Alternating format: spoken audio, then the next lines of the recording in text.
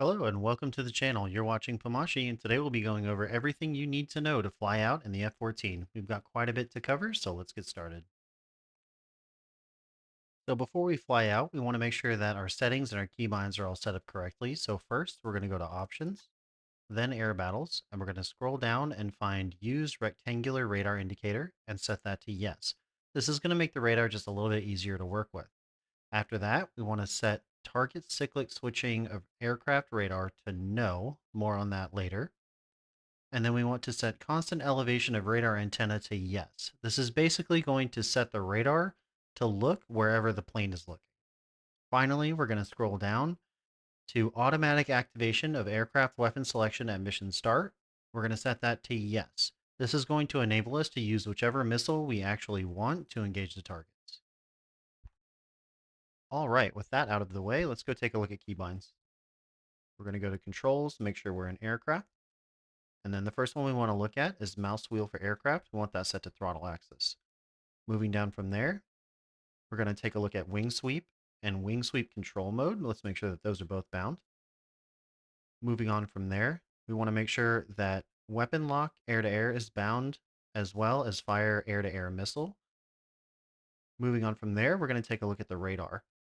The most important ones for the radar here are going to be change radar mode, radar beyond / within visual range combat, change search mode, change scope scale, and lock radar on target.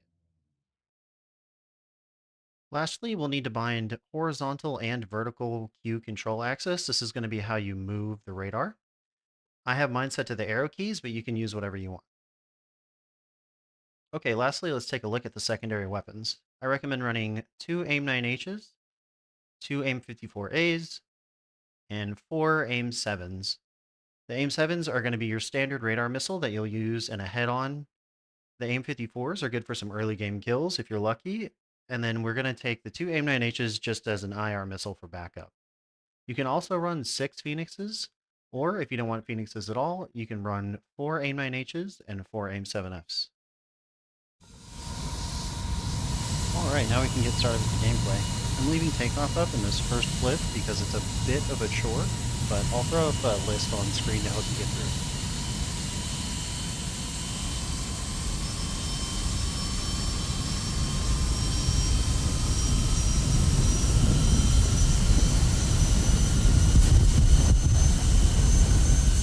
Now that we're off the ground, we're going to go ahead and raise our gear and our flaps and start to pick up some speed.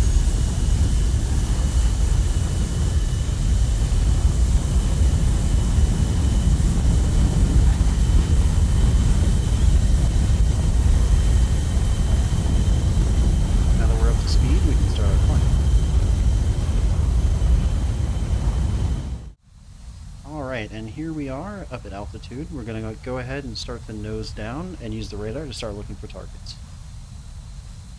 We have a few popping up, but they're pretty dim, which means they're not showing on the radar anymore. So we're going to have to nose down just a little bit more.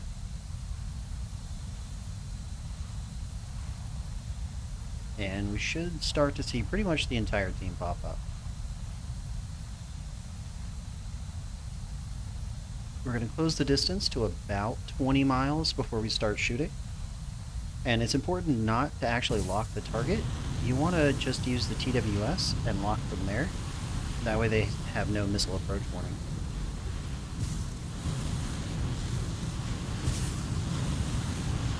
You'll notice on the radar that the lines between the target and the missile are all solid, which means the missile's using its own onboard guidance, so we don't actually have to walk them in anymore, we can just turn around.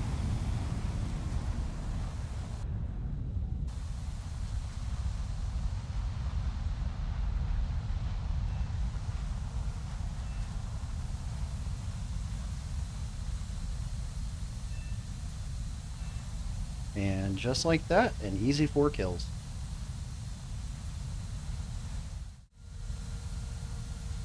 Alright, on to our second match. We find ourselves at altitude again, and just like before, we're going to nose down and start looking for targets. You'll notice I brought 6 Phoenixes again, because this is a bigger map, and I figured I could use the range to my advantage.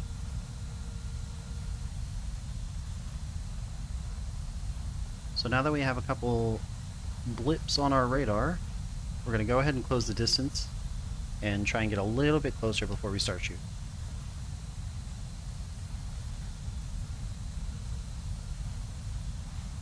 As I'm sure you've noticed, a lot of this gameplay revolves around the AIM-54s and the radar, which are two of the hardest things to get a grasp on with the F-14, so I figured I'd show those more. We're going to go ahead and start launching out our Phoenixes. And unlike last game, you'll notice the line between the target and the missile actually has a small portion of it that is dotted. That means that the missile is still relying on the onboard radar from the plane to guide it in. So we're going to keep looking for just a little bit longer until some of those lines start turning solid.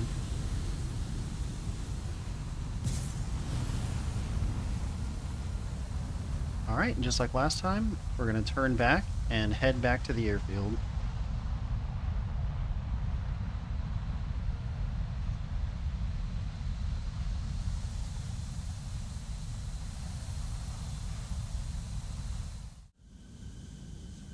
Alright, we're closing in on the airfield, getting ready to land.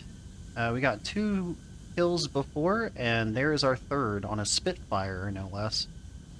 Landing the F-14 is pretty straightforward. Just drop the throttle to 0, bring out the air brake. And once you drop below about 200 knots, you can lower the gear and the flaps.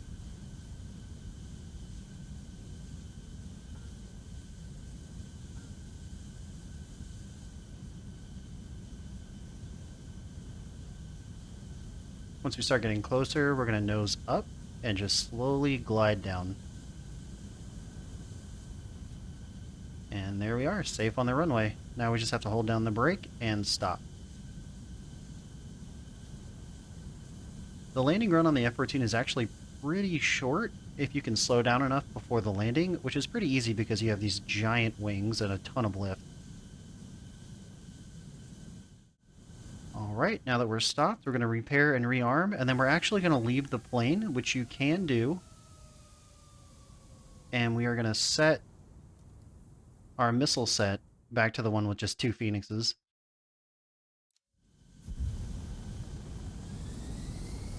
Alright, and then just like the first clip, we're going to start taking off, reset our radar, get the correct missile set. And as soon as we take off, we're just going to start looking for targets. I'm checking the scoreboard here to see how many players are left on the enemy team, and it's not a lot. I can see 2 of them off in the distance, and we have 1 that's still unaccounted for. So we're going to go ahead and start flying towards the people that we know. And we're going to start using the radar to look around and see if we can find the last couple guys.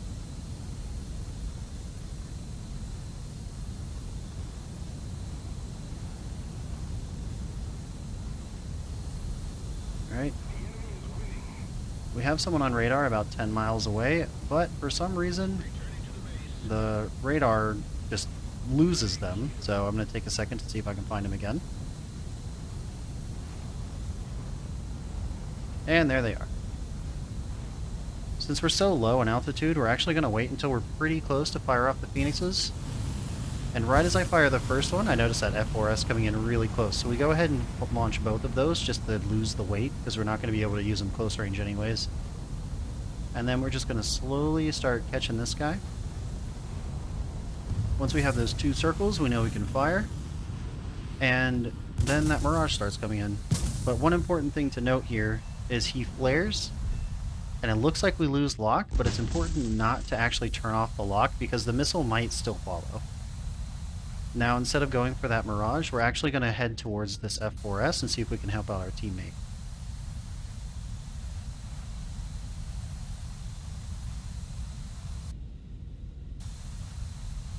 Keeping tabs on the Mirage, popping a flare every here and there.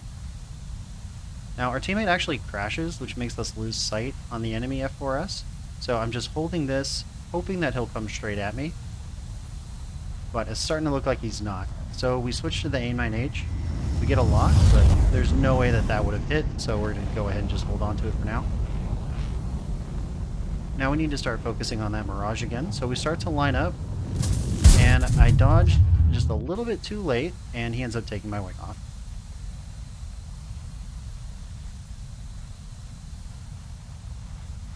Alright, on to the next one.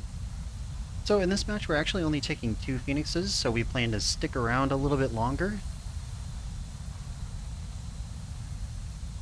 With that being said, we're going to lock this guy up. And it's a bit of a far shot, but we're both up at high altitude, which should help the missile get there. Missiles have way better performance the higher you go. So we're going to go ahead and fire it, but notice the dotted line on the radar. That means that the missile's still using the plane's radar to guide itself in. So we are going to turn off to the side and put him right in the corner of our radar. This is going to help if he tries to fire a missile back at us. Our missile will have less time to get there than his.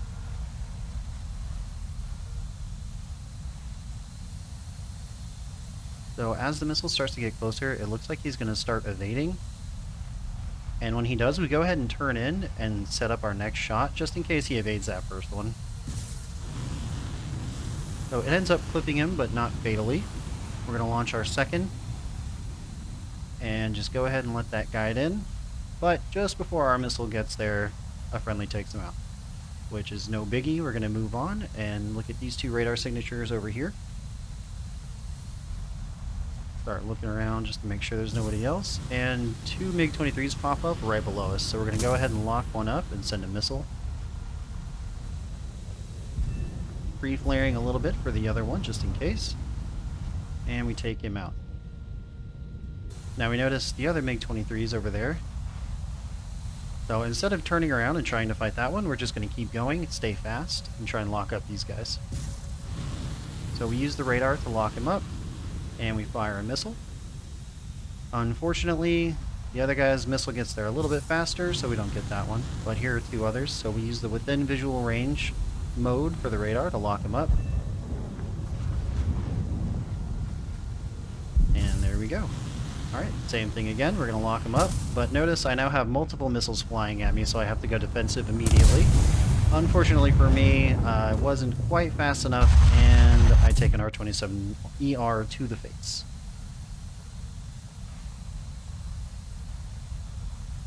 Now we're going to take a look at a clip that demonstrates a really important aspect of being defensive against radar missiles called notching.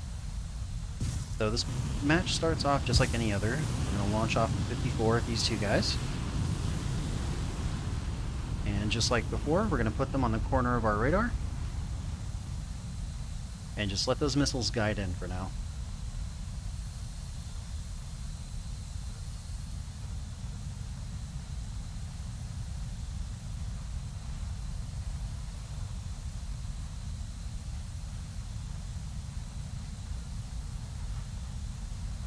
Alright, they're starting to close in. I'm going to go ahead and turn and put them on the other side of the radar here pretty soon. Just in case I need to re-engage.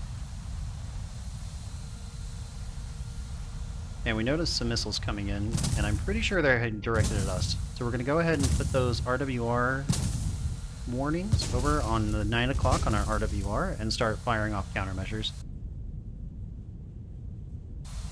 And just like that, the missiles are defeated and they fly right past us.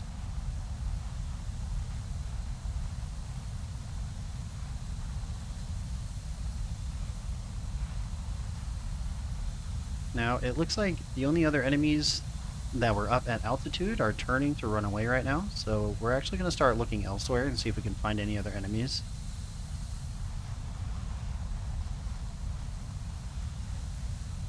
We notice a missile, and missiles have to come from somewhere, so we start looking for a plane, and we find this MiG-29.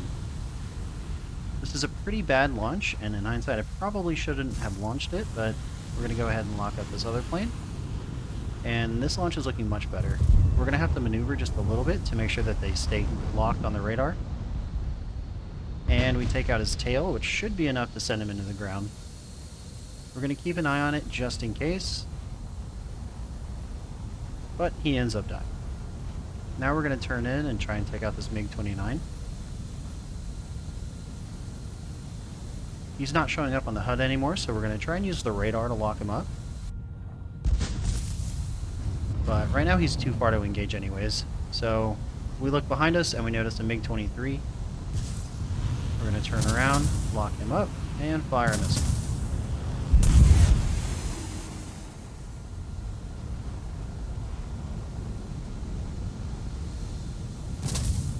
Alright, and then we noticed this missile coming in, and I'm pretty sure it's a radar missile, so we're diving to the ground to try and evade it, but we don't end up going low enough, and we still eat it. And that is going to do it for this video. If you enjoyed it or found it helpful, consider leaving a like and subscribe so you don't miss anything new. If you have any questions or want to see a guide on another plane, leave it in the comments below. I'll see you in the next one.